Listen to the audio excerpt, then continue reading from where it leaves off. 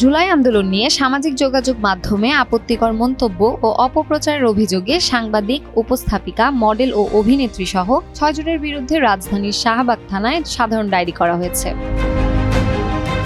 শনিবার রাতে রাষ্ট্র সংলাপ ফোরামের সদস্য মিল্লাত হোসেন শাহবাগ থানায় এজিডি দায়ের করেন। থানা পুলিশ জানিয়েছে, অভিযোগটি গ্রহণ করে তদন্তের দায়িত্ব দেওয়া হয়েছে একজন তদন্ত কর্মকর্তাকে। অভিযোগটি সাইবার সংক্রান্ত হওয়ায় এটি সাইবার ইউনিটে পাঠানো হতে পারে। জিডিতে যাদের নাম উল্লেখ হয়েছে তারা হলেন সাংবাদিক আনিস আলমগীর, উপস্থাপিকা সোমা ইসলাম, আইনজীবী ও মডেল জান্নাতুল ফেরদৌস পিয়া, সাবেক ছাত্রলীগ নেতা ও কলামিস্ট মমিন মেহেদি, মডেল মারিয়া কিসপট্টা এবং মডেল অভিনেত্রী তুষ্টি।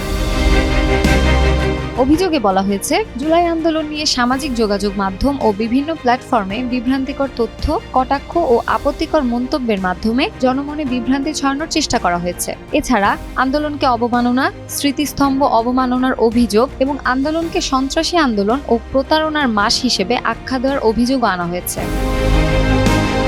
পুলিশ জানিয়েছে, অভিযোগের বিষয়গুলো তদন্ত করে পরবর্তী আইনগত ব্যবস্থা নেওয়া হবে। জিডিতে উত্থাপিত অভিযোগগুলোর বিষয়ে অভিযুক্তদের পক্ষ থেকে তাৎক্ষণিক কোনো বক্তব্য পাওয়া যায়নি। তদন্ত শেষে পরবর্তী পদক্ষেপ নেবে আইনশৃঙ্খলা বাহিনী।